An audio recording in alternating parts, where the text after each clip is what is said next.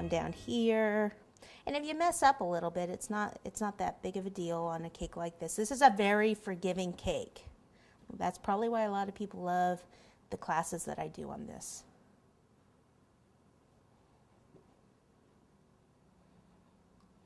Okay, we'll take it in a little here and kind of turn it just so I can get the right angle here. Okay, so that's that section. Now what I'll do is I'll kind of carve around the eyes here a little bit, up to the nose area, down here, and even come in here. Then it'll be best if I'm over at this angle and just kind of come in and take some of that out. Below the nose, above the mouth. Take a little of that out. Whoops. And we are going to carve it maybe a little bit more than you think you need because we are going to have to fill some of this back in with the buttercream.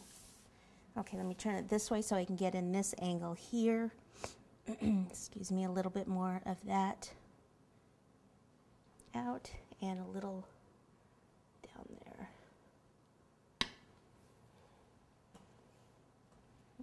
Okay.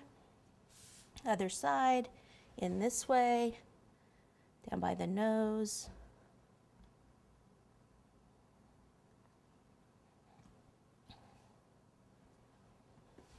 Sometimes it's easier, see if I bring the knife over to the edge of the table and the cake, then if I go like this, you can get in there a little easier because the bottom of the knife is actually down below my table surface, counter surface, whatever you want to say.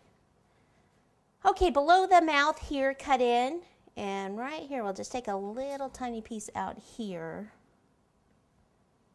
All right, let me cut just a little bit more. We're almost there on the carving part, and then we can go ahead and fill in with the buttercream, and then we will add some fondant accents before we actually cover the entire cake with fondant.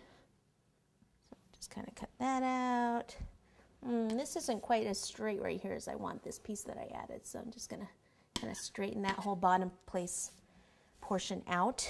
Let's see, maybe just a little bit down here.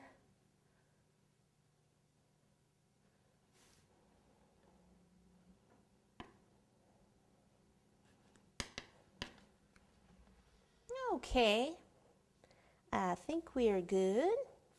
All right, so there he is. Now what I want to do is go ahead and take some of the buttercream. We can put it on a turntable, make it a little easier for us, like this, and we'll just slap it on there.